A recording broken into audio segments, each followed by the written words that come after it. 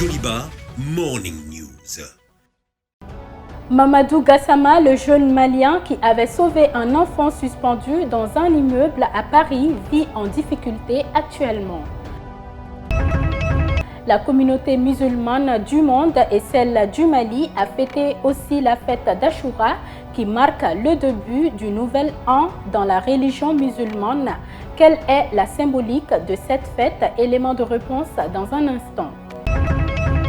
À l'international, au Sénégal, des jumelles Aminata et Ramatoulaye Diaw ont décroché leur bac à 13 ans et elles rêvent de génie civil.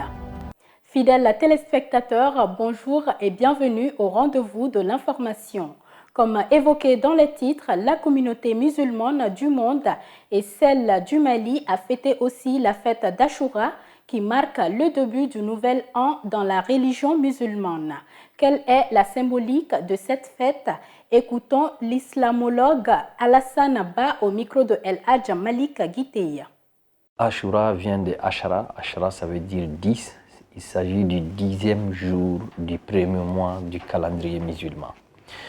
Ce jour, il commémore la victoire du peuple d'Israël sur le plus grand dictateur de l'histoire de l'humanité. Il s'agit bien sûr de Pharaon. C'est ainsi que le prophète sallallahu alayhi wa sallam, lorsque il a fait son voyage historique de la Mecque à Médine pour s'installer là-bas, il a trouvé une communauté très très active des Juifs. Ces Juifs-là commémoraient, vénéraient aussi cette journée de Ashura. Donc c'est ainsi qu'il a tout de suite créé le lien en disant qu'il est beaucoup plus proche de Moïse que les autres. Donc la journée de Ashura, c'est une journée vraiment très importante de l'islam. Elle marque non seulement le début de l'année du calendrier musulman, mais également elle dégage des enseignements. Et parmi ces enseignements, il y a toujours nous enseigner que quelle que soit la montée de l'injustice, un jour viendra, elle sera rattrapée par la justice. La vérité va triompher, quelle que soit la montée du mensonge. Donc c'est le plus grand enseignement qu'on peut tirer de Ashura. Nous avons un hadith authentique en disant que le musulman qui gêne ces jours de Ashura verra ses péchés expiés. Il s'agit bien sûr des péchés mineurs parce que les grands péchés sont expiés à partir d'une seule technique et c'est le repentir. Et les techniques de repentir sont connues. Je peux aussi dire que le jeûne de ce Ashura-là auparavant était un jeûne obligatoire au début de l'islam.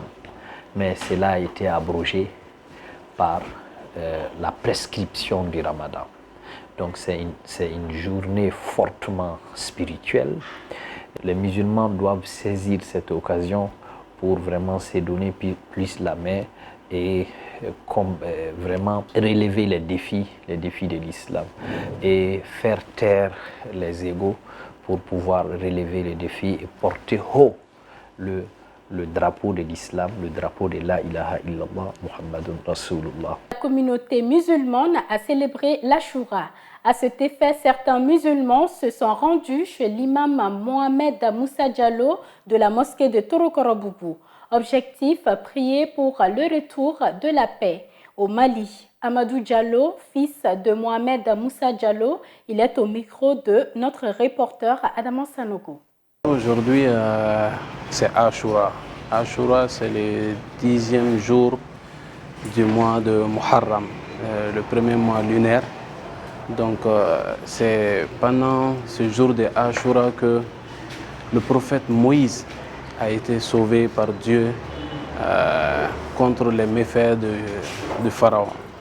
C'est pendant ce jour que Nabillahi Noé, comme le dit en français, a été aussi sauvé de l'eau de Toufana. Voilà. Donc pendant ce jour de Ashura, Nabillahi Ayoub a été guéri. Pendant ce jour de Ashura, il y a le prophète Abraham qui a été aussi sauvé des méfaits de Namrouz. Donc raison pour laquelle la communauté musulmane commémore ce grand jour. Donc raison pour laquelle aussi l'imam Diallo a décidé de rassembler les fidèles musulmans pour prier pour nous-mêmes, pour prier pour ce beau pays qui est en difficulté.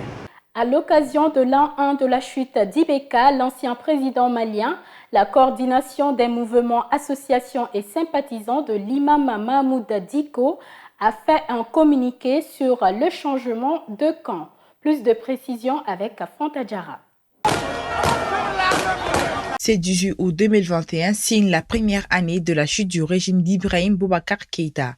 En effet, il s'agit d'une lutte héroïque menée par le peuple malien afin de tourner la page de la mauvaise gestion du pays, du favoritisme et du clientélisme. Cette révolution populaire du peuple malien a été achevée par les militaires le 18 août 2020 pour l'avènement des nouveaux Mali.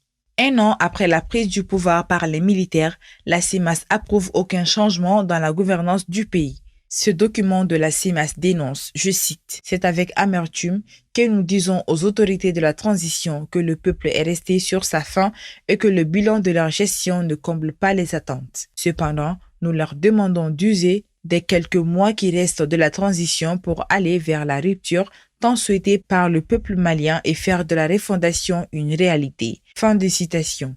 En cette date historique, la CEMAS souhaite un repos éternel aux martyrs et victimes de la répression des manifestations des 10, 11 et 12 juillet 2020.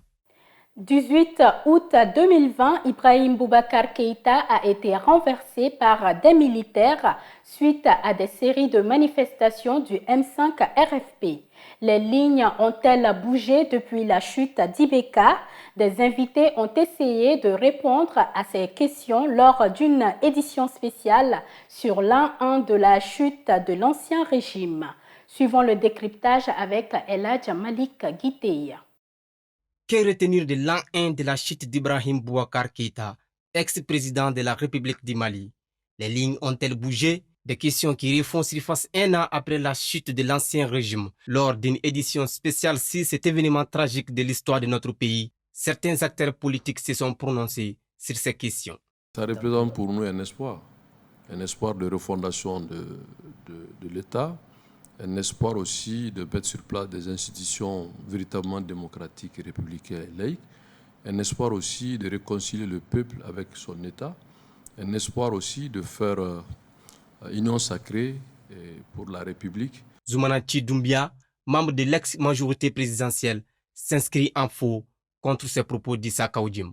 Le 18 août 2020 est une page sombre de notre histoire. Le 18 août 2020 est le désespoir de tous ceux qui sont tombés pour la démocratie, pour l'avènement de la démocratie dans notre cher pays.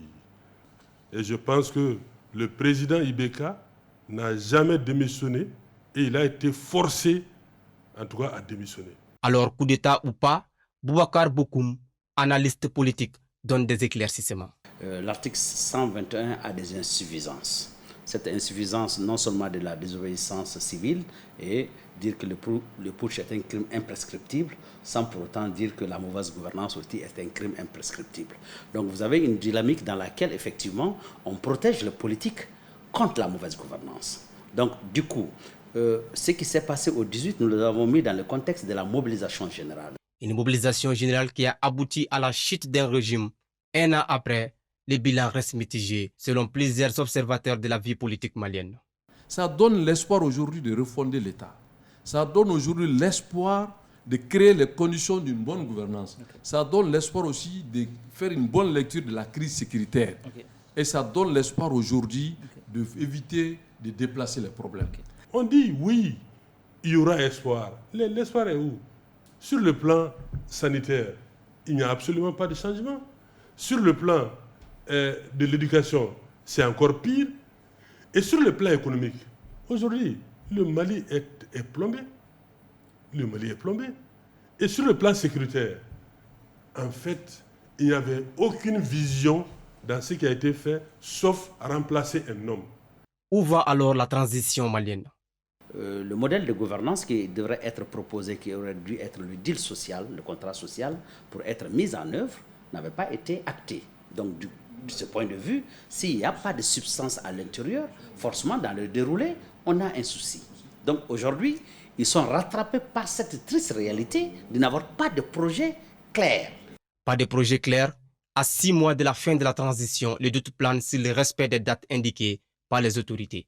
En attendant, les bateaux au Mali continuent de tanguer, abîmés par l'insécurité, le chômage, les problèmes d'éducation, entre autres. L'Alliance des professionnels de la presse écrite au Mali, en collaboration avec les journalistes des droits humains, ont organisé ce jeudi un forum sur l'impact du Covid-19 sur les activités des femmes et la promotion du genre dans les médias. Reportage Oumou Makalou et Bakro Banyari.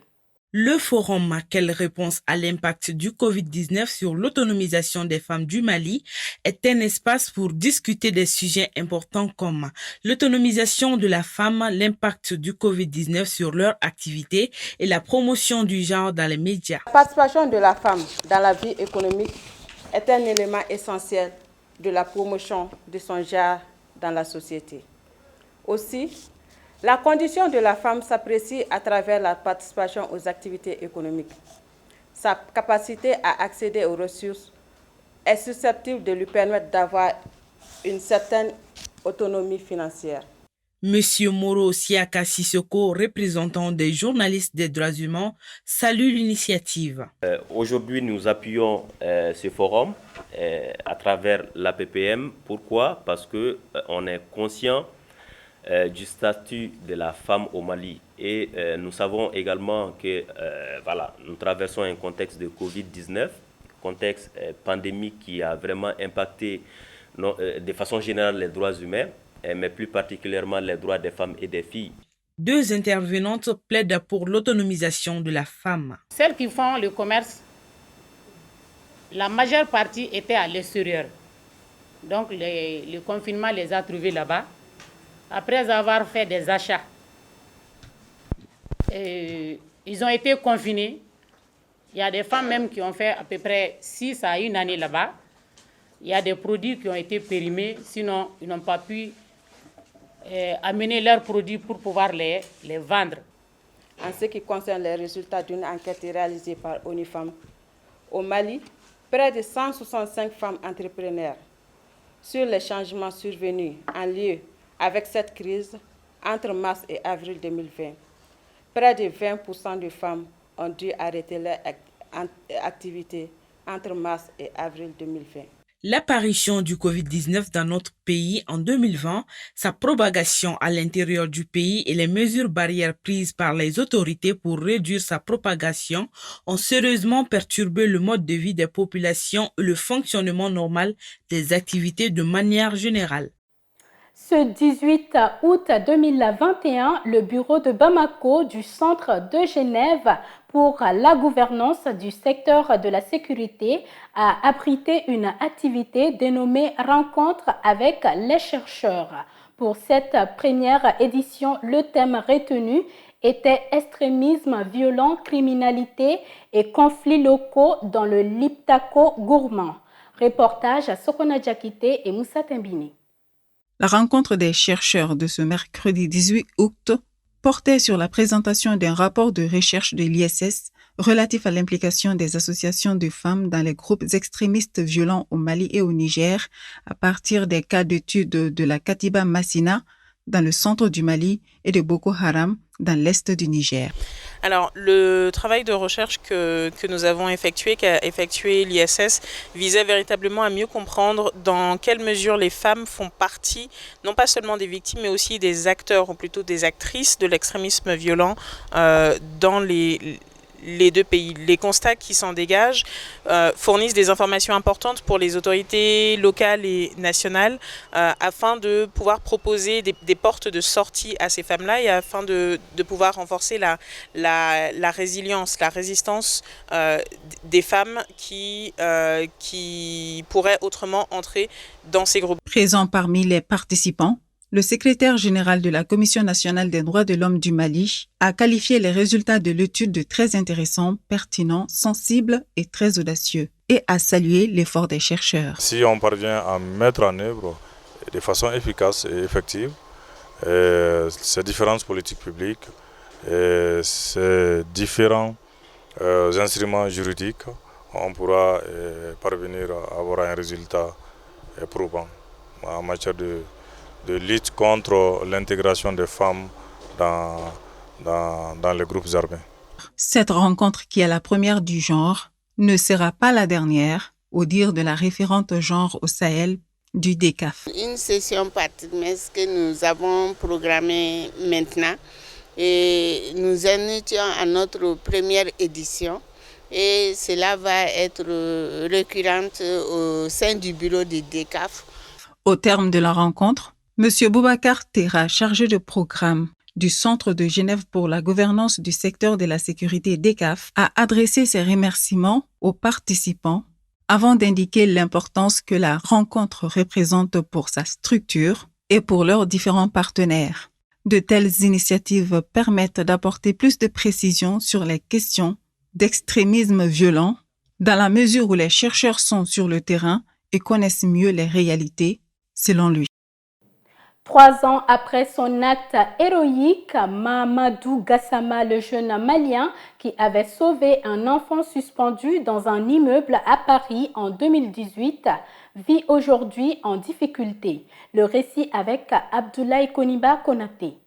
Héros il y a 3 ans, celui qu'on avait surnommé Super-Homme répare aujourd'hui à zéro. Nous sommes en 2018, le Spider-Man malien, l'athlète intrépide, fougueux. Les superlatifs n'ont pas manqué pour qualifier cet acte de sauvetage que vient d'effectuer le jeune Malien de 22 ans, résidant à Paris. Cette vidéo de 30 secondes vaut à Mamadou Gassama la médaille d'honneur de courage et de dévouement délivrée par le président Emmanuel Macron qui l'a reçue à l'Élysée. Ce dernier a annoncé la naturalisation prochaine du jeune étranger et son intégration future au sein des sapeurs-pompiers de Paris. Si sa naturalisation a été effective, il n'en serait pas autant pour son intégration au sein des sapeurs-pompiers. Selon plusieurs sources, Mamadou Gassama a vu son rêve d'entrer dans la caserne des pompiers partir en fumée. Au dire des médias locaux français, le héros a une maladie qui l'aurait empêché de terminer la formation de sapeur-pompier. Les mêmes sources affirment que le Spider-Man est actuellement sans emploi fixe et vit dans la mélancolie. L'image du jour est consacrée au monument Sibelius. Le monument Sibelius est une statue publique érigée dans le parc Sibelius du quartier de Tulo à Helsinki, en Finlande, dédié au compositeur Jean Sibelius 1865-1957. La statue est faite de 600 tuyaux et elle pèse 24 tonnes. Le monument fait 8,5 mètres de haut, 10,5 mètres de long et 6,5 mètres de large. C'est l'une des statues les plus visitées à Helsinki. Contrairement à ce que l'on pouvait croire, les tuyaux ne représentent pas les grandes orgues, mais des bouleaux, des arbres de la vie quotidienne finlandaise, car Sibelius adorait la nature où il puisait son inspiration. L'œuvre a été admirée par les uns et critiquée par les autres qui voulaient un monument plus concret rappelant Sibelius. C'est ainsi que le portrait du musicien a été réalisé en acier par un autre artiste à côté de l'œuvre d'Elia Iltunem. La page internationale à présent avec Aminata Traoré. Les jumelles sénégalaises Aminata et Ramatoulaye Diaw ont décroché leur bac à 13 ans dans un lycée de la banlieue de Dakar. La veille du CFE du mois, on nous a dit qu'on ne pourrait pas faire le CFE. Du coup, mon père a vu ça comme une motivation et il nous a fait sauter encore 2 classes. La 6e et la 5e. nous sommes allés directement en 4e. Jusqu'à maintenant, 4e, 3e, seconde, première. Avec leur réussite, elles détiennent le record des plus jeunes bacheliers au Sénégal. Toutes les vacances durant, on apprenait. Chaque jour, on faisait une nouvelle leçon en référence à l'année prochaine. Le bac, il n'était pas facile. Du coup, à un certain moment, tu t'assois et tu dis peut-être que ça va pas se passer, ça va pas bien se passer, peut-être que ça va bien se passer. C'est un moment de stress, mais après, ça va passer.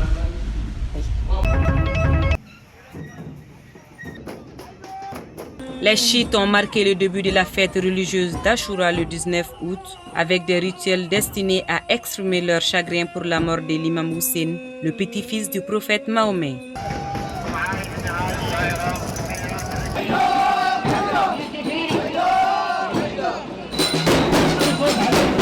Dans les quartiers chiites Sadr City à Bagdad, des hommes se sont rassemblés tôt le matin pour se trancher la tête avec des épées et prier au son de chants religieux et de tambours.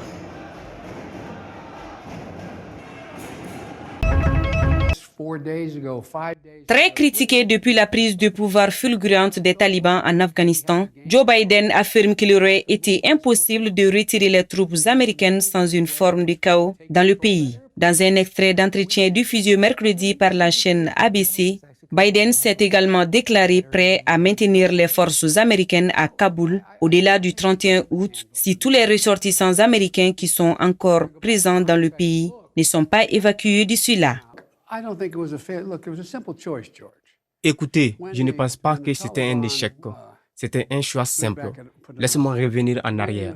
Pour le dire autrement, lorsque vous avez le gouvernement afghan, un dirigeant de ce gouvernement qui prend l'avion et décolle et se rend dans un autre pays, quand vous voyez l'effondrement significatif des troupes afghanes que nous avions entraînées, 300 000 d'entre eux qui abandonnent tout simplement leur matériel et partent, cela a été, vous savez, c'est tout simplement ce qui s'est passé.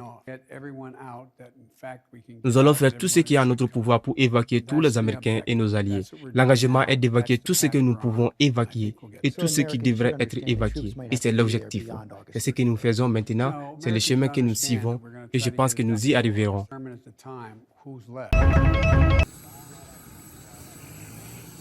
Les Haïtiens attendent désespérément de l'aide après le séisme. Des personnes laissées sans abri par le tremblement de terre qui a tué quelques 2000 personnes ont exprimé leur colère contre le fait que l'aide gouvernementale ait tardé à arriver 5 jours après la catastrophe, laissant de nombreuses personnes sans eau ni nourriture. Le Premier ministre Ariel Henry, qui s'est rendu par avion pour visiter la ville la plus touchée des Cayes, en Haïti, peu après le séisme de magnitude 7,2 de samedi 14 août, avait salué la dignité dont faisaient preuve les survivants et promis une arrivée rapide de l'aide. Mais après une autre nuit de pluie, les habitants des Cayes se sont plaints du peu d'aide sur le terrain. Des dizaines de personnes se sont présentées à l'aéroport local pour demander de la nourriture après l'arrivée d'un hélicoptère transportant des fournitures, selon les témoins.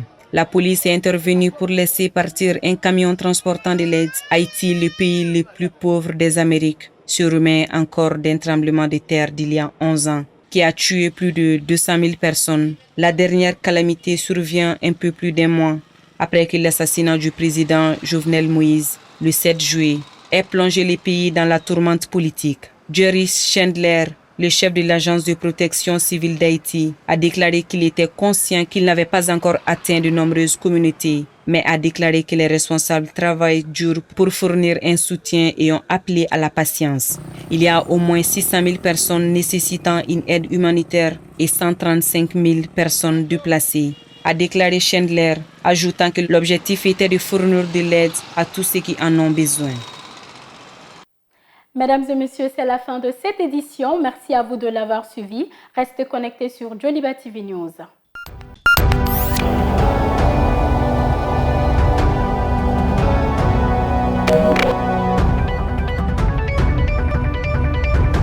Joliba Morning News.